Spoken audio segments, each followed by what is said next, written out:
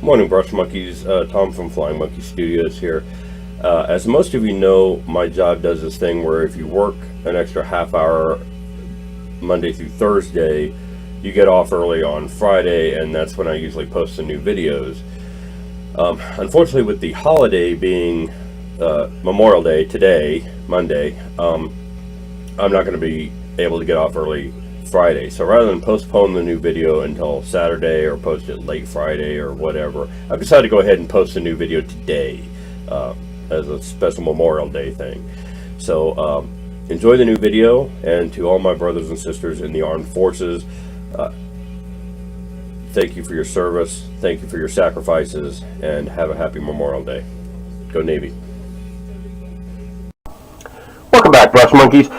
Today I got the Reaper Bones Frost Giant Bodyguard here, and I thought this would be a good figure to use for what we call in the SCA a sheep to shawl project, where we're starting from the raw materials, this miniature in the blister pack, and going all the way to a finished tabletop quality figure. I thought this would be a good one to go with. I got this, and I got this neat little wooden plinth to put him on because he's a pretty big guy. But yeah, I'm gonna show everything step by step with this guy, from taking him out of the package to cleaning him up to assembly to base coating, shade washes, the whole 9 yards with this guy. Okay, so let's go ahead and just get right into it with get him out of the packaging. Now you may notice I've got some tools here. Put him there. He stands up pretty good on his own. First of all, make sure that you've got all the parts you need. He's got separate arms. He's got another arm here. He's got sockets that the arms go into there. And looks like everything else is pretty well attached, so he should be good to go. So, then his base is going to be, his base is going to go like that. I think probably what I'll do is build up the base with some blocks and stuff. We'll get into basing in a little bit. But for the most part, for building and assembling miniatures, you're going to need some basic tools. You're going to need a pair of snippers like this. This is just sprue cutters. You can buy these for a few bucks at just about any hobby store. You can get a seam scraper. I've got the Citadel one. You don't really need to go all out and buy really expensive seam scrapers. This one's really nice. It's got a nice contoured handle. But really, you can, if you've got access to some basic machinery stuff, you can buy a piece of rectangular bar stock at just about any either hobby store, or you can get them at hardware stores, and just cut it to this kind of shape on the end, round it off, file it down. All you really need is a kind of 90-degree angle on the edges there, and that's it. The handle you could just dip in tool dip, and you'll have the exact same thing for like $2 or $3. It's not that big a deal. You're also going to need an X-Acto knife, a pin vise drill. This one is really nice because it's got this little ball on the end, so it fits really nicely in the hand, and you can just turn the drill like that. I use this for drilling out barrels. And then nail files, or you can get, I've got a pretty wide variety of sanding things. I've got these little sanding sticks in different grits that I bought at a hobby store. Just nail files, a couple of bucks will buy you a whole box of these things and go through them. There's different kind of model sanding papers that you can get. Just anything basically to take some of the flash off a figure. And by flash, I mean, see if I can even get this on. See what you can see on this figure. There's a line running down the figure, and you can kind of see it right here. Hope you can see that on the camera. The line running right along there, that is where the two parts of the mold were put together and the figure was molded. And this is going to be all over the figure, so you can get a little bit on the top of the helm here. And just looking all over the figure, you see there's usually a line all the way around the figure that shows that. Now with the Reaper Bones figures, the white Bones figures, that I've been doing, you really need an X-Acto knife because the plastic is really soft and you have to actually carve it off of there. For this thing, I think we're going to be able to go with the seam scraper on that and get just as good an effect. For this guy, we're not going to need the pin vise or the sprue cutters at all because it doesn't come on a sprue. But we are going to need this whole thing. And all you do with the seam scraper is you find the flash line on there and you just kind of hold it at an angle kind of like that, if you can see what I'm doing, and just kind of scrape it towards you. Scrapey, scrapey, scrape. Scrape, scrape, scrape. And be careful not to remove any of the detail on the figure, obviously. So you just scrape it along that seam, hence the term seam scraper, until you can't feel the bump anymore. You can probably still see it because you'll be able to see where you're scraped, but you shouldn't be able to feel it anymore.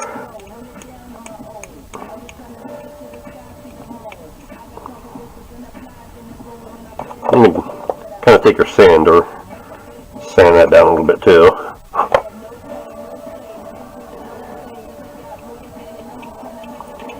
And just continue that all the way around the figure. Find where your seams are.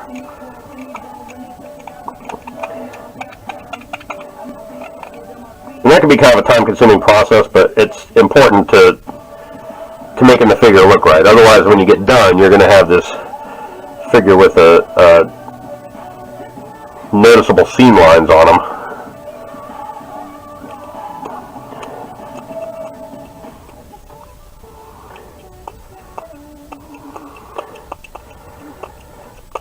It isn't terribly exciting to watch, but this is what the painting process is.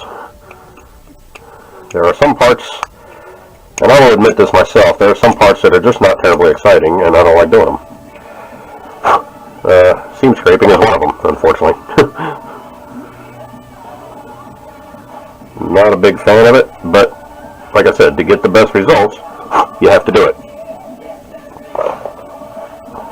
Now sometimes your seam will run through things like this fur right in here, or leather, and you won't be able to see it. And if that's the case, don't worry about it. Sometimes you'll run across things like this little sinew on the back of his leg. Looks like a seam, it looks like a flash line, but it's not, and you can see that kind of right there, that is very clearly supposed to be a muscle.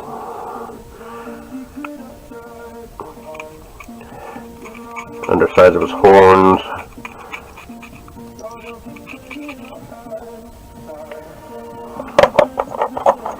The other thing you can do while you're on the same thing and you've got your thing, while you've got your filer, is put the figure on your table by itself and see how he kind of wobbles a little bit. You can set them flat on your file and just rub them back and forth. That'll file both feet flat to the same height. You do that to both of them. Do both of them at the same time.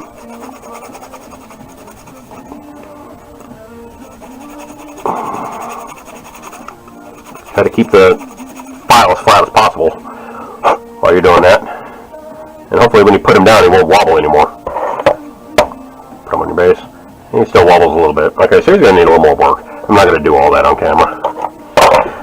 While you're cleaning up seams, try to do the seams on the pieces too.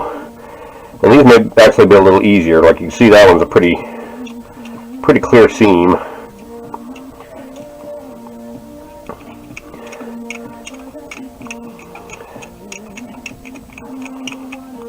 And again, this may look like it's still pretty obvious on there, but if you run your thumb across it, you won't be able to feel it. And when you paint it, if you've done it right, you won't see it when it's primed and painted.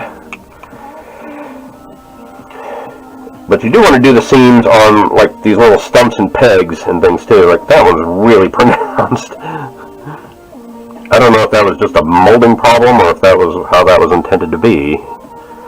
I think that was how it was intended to be, so that it'll go together a particular way.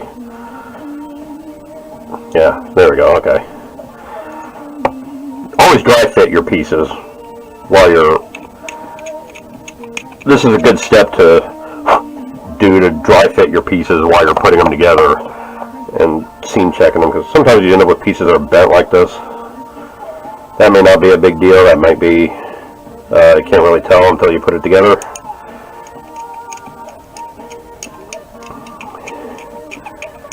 So I'll just keep scraping all this off. This one's got a really pronounced seam on this arm.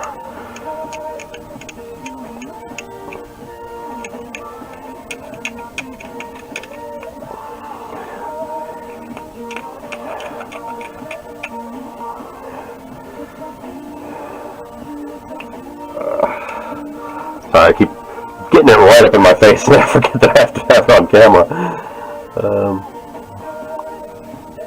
See this one that runs along the inside of the axe handle? Because of this texture on the axe handle, that's not going to be very obvious. So I'm not going to worry about that. But where it crosses over these other pieces, I'm going to try to scrape those down.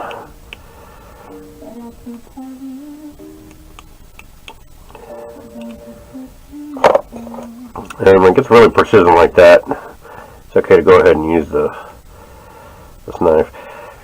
The darker gray Reaper Bones stuff is quite a bit better than the old white Reaper Bones stuff. It's just sitting here working with it now. It's a little harder. It's not quite to the point of being Games Workshop's gray plastic. Yeah, so it's not quite that easy to work with, but it's getting there. It's not terrible.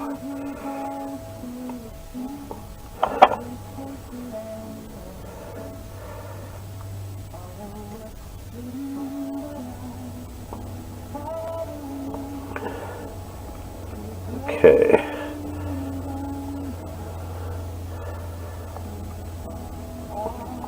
Alright, so dry fit the pieces together, kind of squish them together.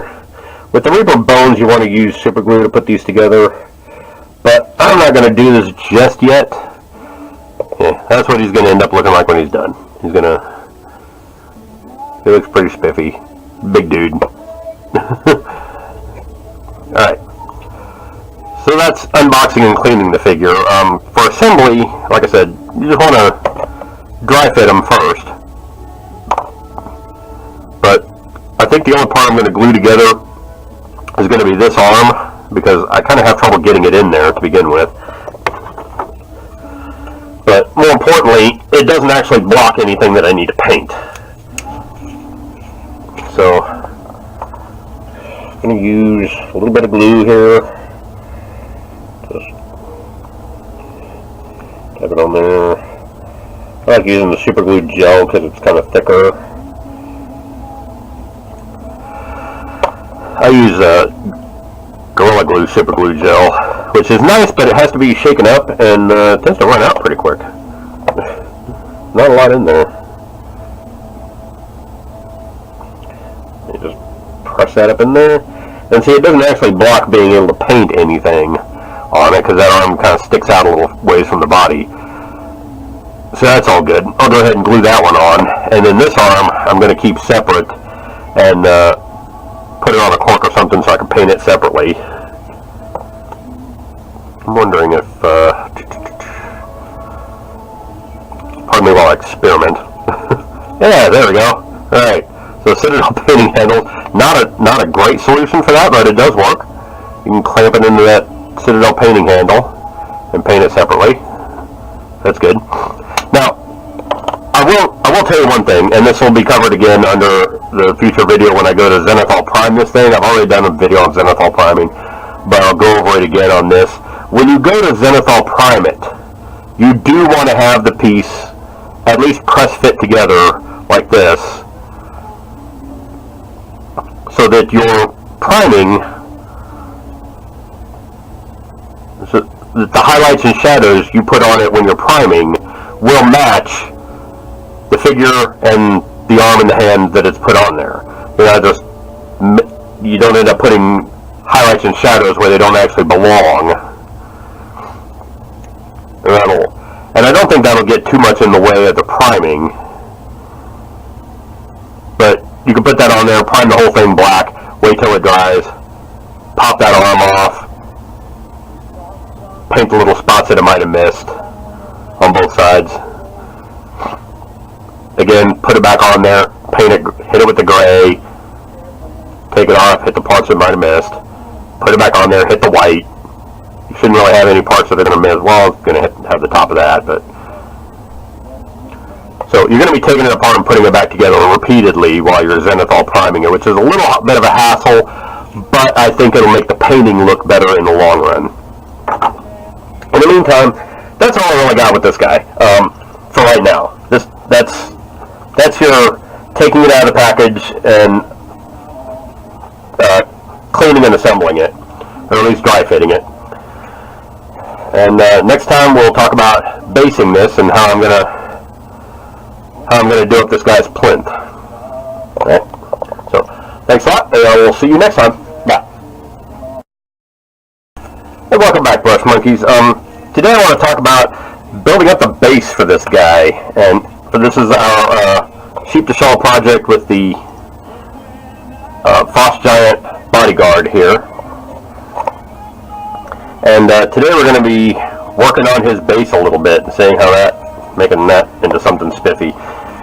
For this, I decided I didn't want to do just a plain wooden base like this. I got this at Michael's, I think, for $1 or $2.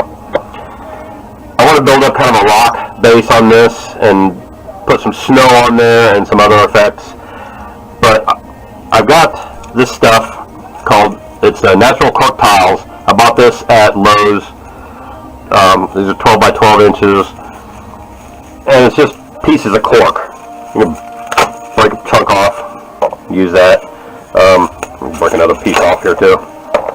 And then I bought the natural cork tiles, and then I come to find out later that should have gotten cork flooring tiles instead of just the cork tiles.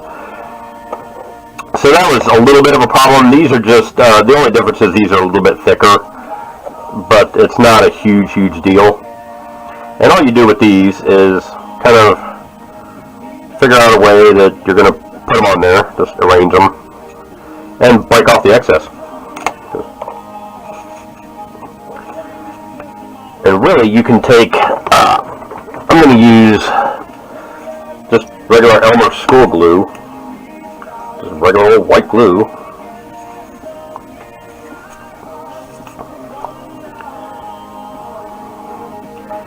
And spread it on there.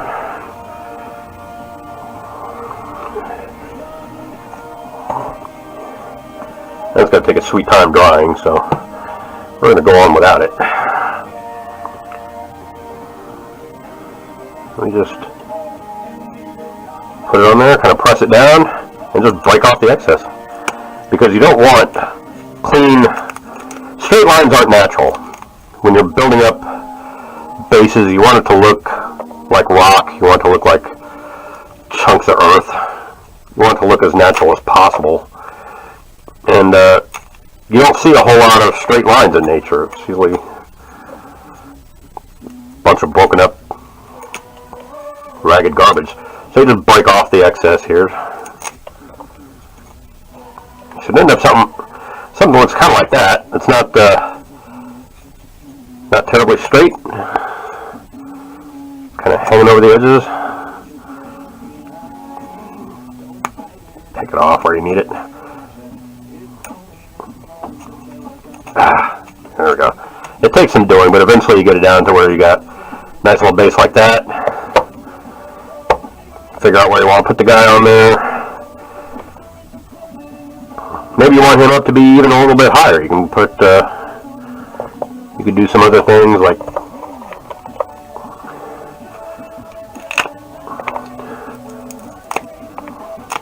maybe I want another piece that sits up on top of that like that.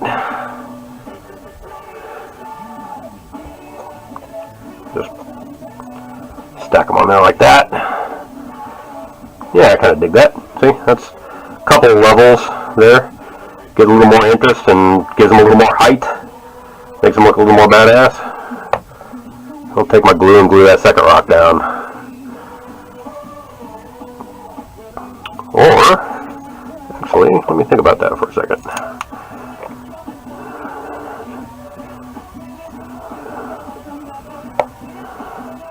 There we go. That's what I'm going to go for. Now I got that little channel going between them, and it kind of stands across it like the Colossus of Rhodes. Dig that. So again, we'll just glue back down.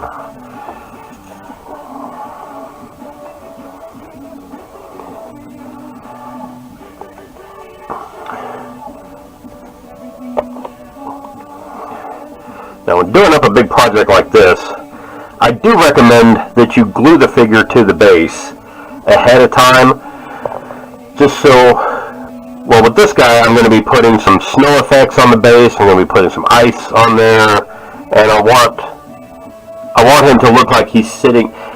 If I do the snow effects and whatnot on the base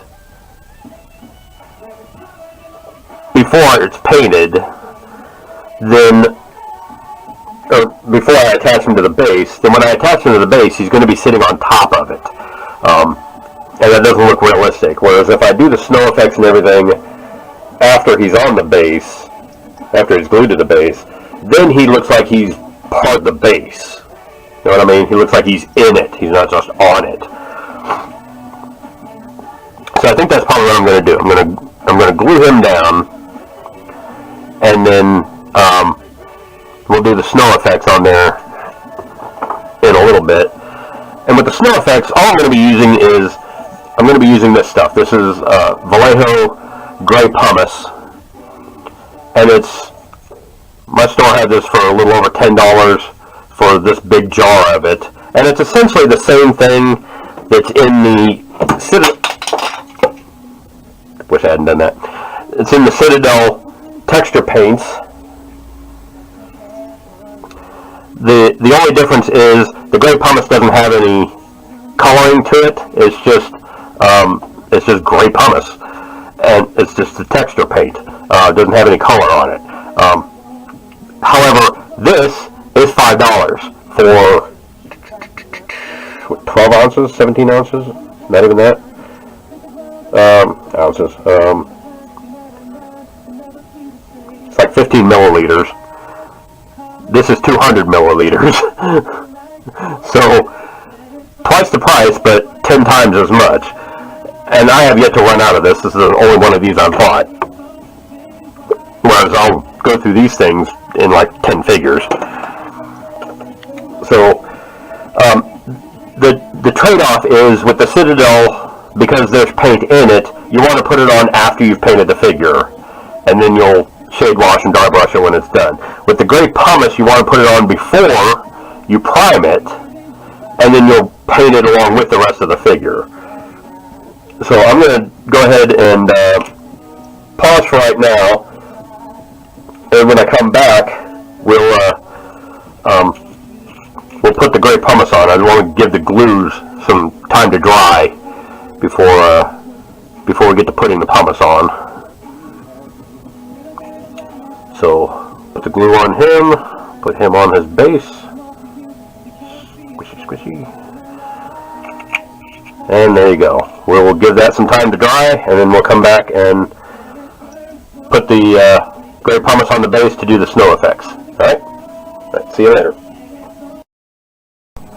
Alright, welcome back, Brush Monkeys. The glue is pretty well dried on this base, and on his feet and whatnot. So I'm going to go ahead and put the Gray Pumice on the base. And I also have the Citadel Skulls box set, which is really kind of a cool thing for basing. It's got, I think, 340 skulls altogether in it. It's just a ridiculous number of skulls. And I've already used a bunch of these.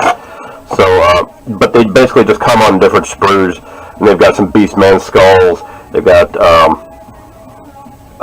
Zune Stealer skulls, Orc skulls, Kroot skulls. They got all kinds of skulls on here. And so I thought I'd take a couple of. They got just a ton of human skulls.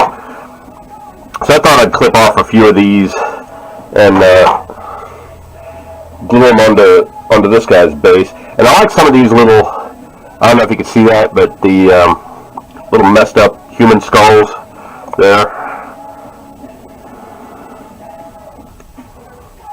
So I'm just going to clip a couple of those off. And when I go to put them on the,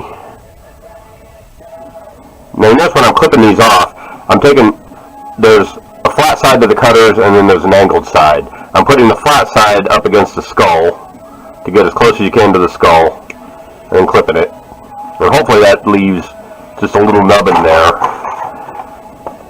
And you can take your hobby knife or your seam scraper or whatever and scrape that down. Just like I showed you before.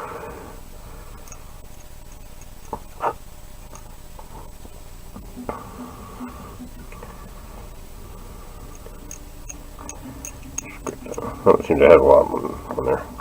There we go. So those are all ready to go. Now, for this gray pumice, I use the Citadel texture tool. You can use kind of any plastic scoop or sculpting tool or anything like that. And all it is just, you can see this is kind of a gray paste. Like I said, it's just like the Citadel texture paint. It just doesn't have any color in it. So I always put it on before I prime the figure. That way I can prime it and paint it along with the figure. But you use it just like the regular ones. You just kind of slap it on there, scrape it on, and kind of spread it around. And in this case, I'm using this to, because the cork is going to look like rocks, I'm using this to simulate snow on the rocks. So really only need to cover the top end of these.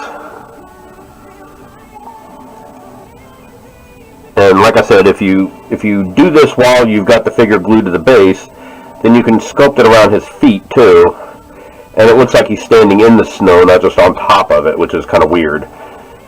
Because if you ever look at, if you ever stood in snow, you'd know that you don't really stand on top of it. You kind of sink into it a little bit. I live in the Midwest and we got a lot of snow around here. But you don't have to be particularly neat with this. You can be pretty generous with it too. Because like I said, it's only a little over $10 for a big tub of it like that. Like I've got. I'm hoping I'm keeping this on camera. Which is just scrape it around. Kind of feel like Bob Ross. Just make some happy little snow over here. This stuff is a little bit thicker and just a tad bit harder to work than the Citadel paste. But like I said, I think it's a better product personally. But it's also because you can put it on before you paint, you can also do a lot more with it. It's much more versatile. And so I tend to do things like, I'll use it for rubble, spread it on really thin to make it look like concrete. I'll spread it on a little thicker for snow. I'll put mounds of it on for snow. I used a lot of this on my Space Marine bases for my when I was doing when I did Space Wolves. I had big snowy bases for them because they're essentially just space Vikings. Space Wolves were kind of fun. Not sure I'd play them, but they were fun to paint, fun to model.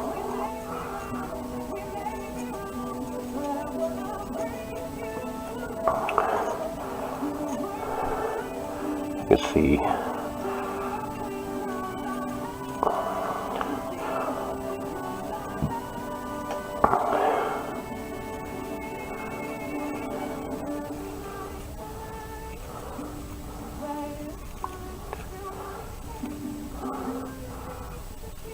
For those of you that are wondering, yeah, that is the reimagined soundtrack to The Greatest Show in the background. I'm kind of struggling real hard not to sing along to this. Nobody wants to hear me sing. I love this song.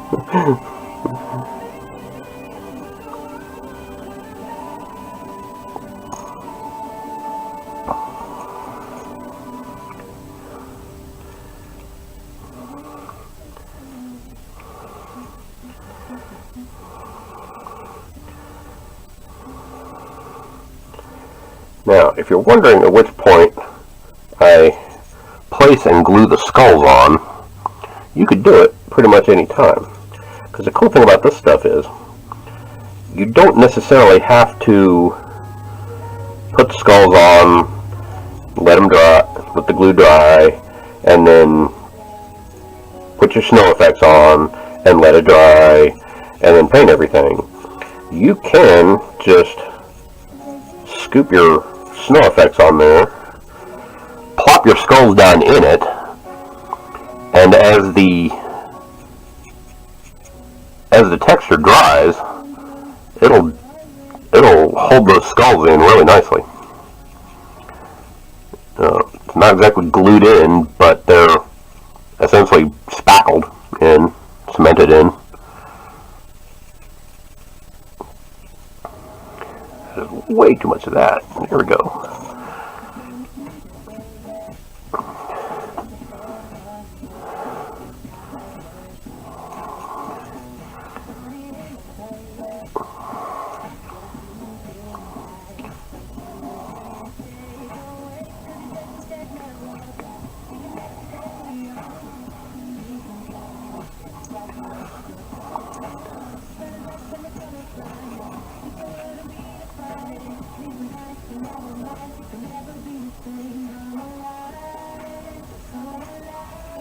Okay, so there's that. I'm going to put one of these little skulls right here. Just drop it in there. And I usually like to put one in the back. And again, I'm sounding like Bob Ross. I'm just going to put a happy little skull with some more over here. There. And you can see that kind of sets them down into the snow, and it, like I said, as this dries, it'll kind of cement the skulls in there. So you can see how that came out, and it looks pretty good. Again, doesn't look a whole lot like snow right now, even though it's white, but when we paint it white, and when the whole guy is painted, it'll look a lot better, and it'll be all set in there. It's really going to be a nice little showpiece when it's done. And as far as cleaning off the scraper, you do it just the same as you would with the Citadel texture paints. Just scrape off the excess back into the jar like that. Okay, yeah, get down in there, and then just switch it around in your water cup and wipe it off. That's it, Citadel Gray Pumice. This is the best stuff ever. And there's tons of it in that jar. You really can't run out of it hardly at all. So that's all I got for now. Next time we will come back and prime this guy and start painting him. Alright? Thanks a lot, and I'll see you next time. Bye. Alright, welcome back, Brush Monkeys. As you can see, I've put the Frost Giant on a slightly smaller base because I thought the display base was a little too big for what I had intended this guy. I was just going to paint him up in a tabletop standard, and I didn't want the giant display base on there for him. So now we've got him on the base, we're going to go ahead and start the Zenithal priming process. As you can see, I've got the arms just kind of stuck on. They're not really glued on per se, but they'll do for the Zenithal priming. So I'll get some. Again, we're using the Badger Stynel Res primer, and we'll just start spraying that on.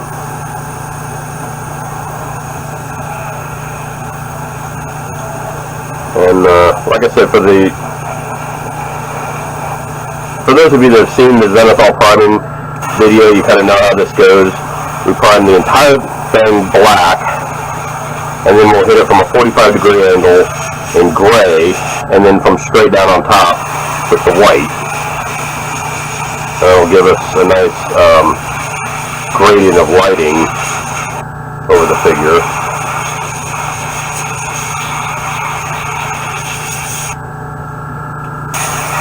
Fur is something that is not easy to prime at all. It's gonna get in the way. It's gonna need a few coats probably.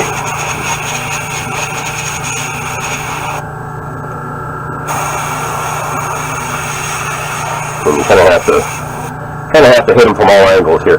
This guy's a little bit awkward because of the size of him and the size of his face. I can't put him on one of my normal painting handles.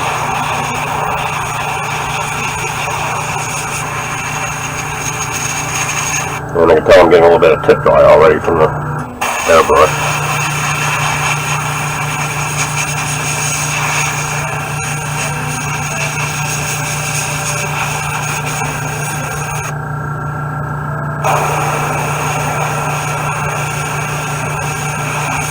Come on, there we go.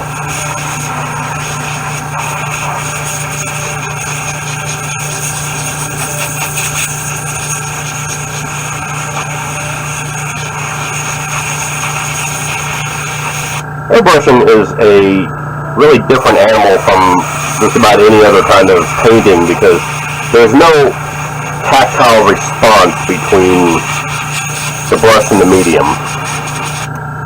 You know, if I'm touching something, if I'm hand painting something, I can feel where the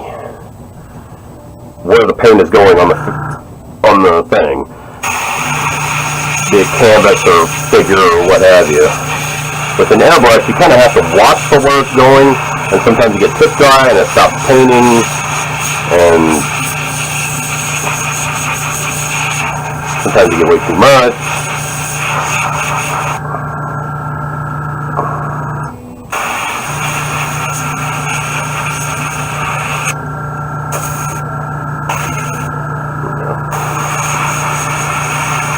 Sometimes you get a little part in there and have to blow it out.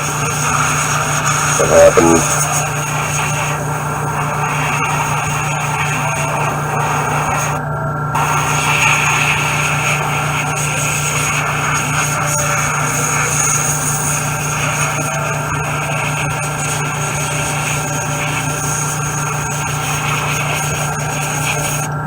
And I've noticed that sometimes I have a tendency to pull the figure off the camera while I'm doing this. So let me try to keep him on camera. I get caught up in what I'm doing while I'm painting and I forget to make sure that it's actually on camera. I've been painting for years. I've only been doing YouTube videos for, you know, about a month now. So cut me some slack.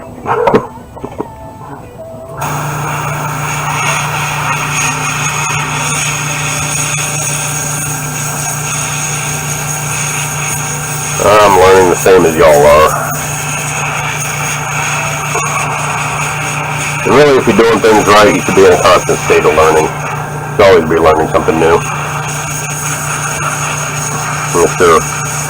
That's your Bob Ross moment for the day.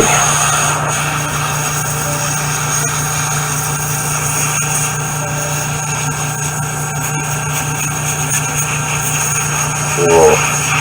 Motivational life lesson to go with your painting.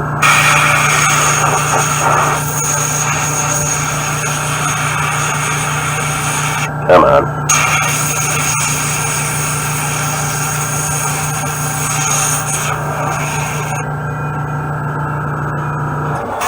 I missed that whole end of the horn.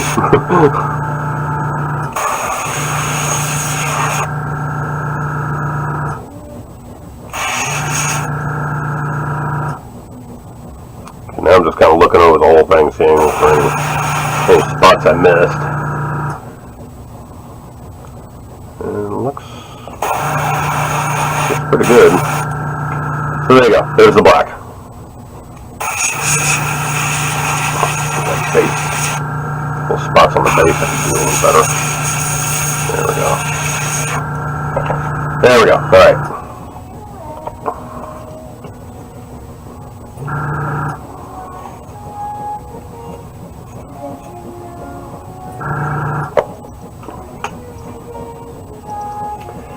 That's the black. I'm going to let that dry, and then I'll come back once he's fully dry and hit him with the gray. Again, just using Badger Stein Lowrance primers. I put them in this dropper bottle. Should be good to go in a little bit. Alright, we'll come back in a little while.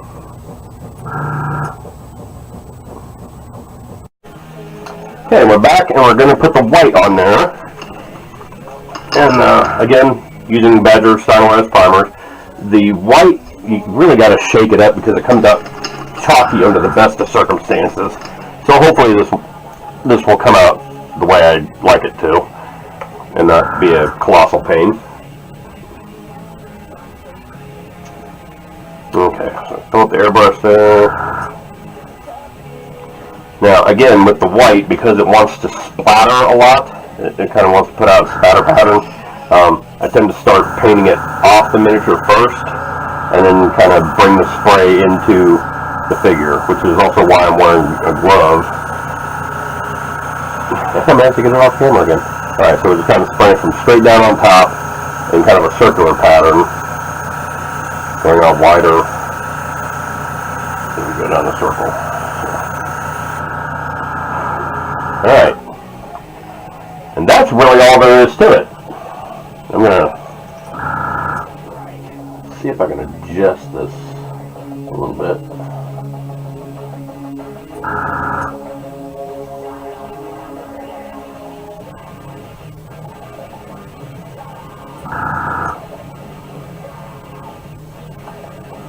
Okay. Now, because of the snow, I'm going to do a little more white on his base than I normally would.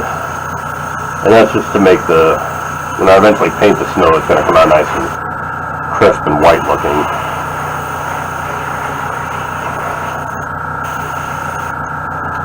But there you go. Bear with me just a second here.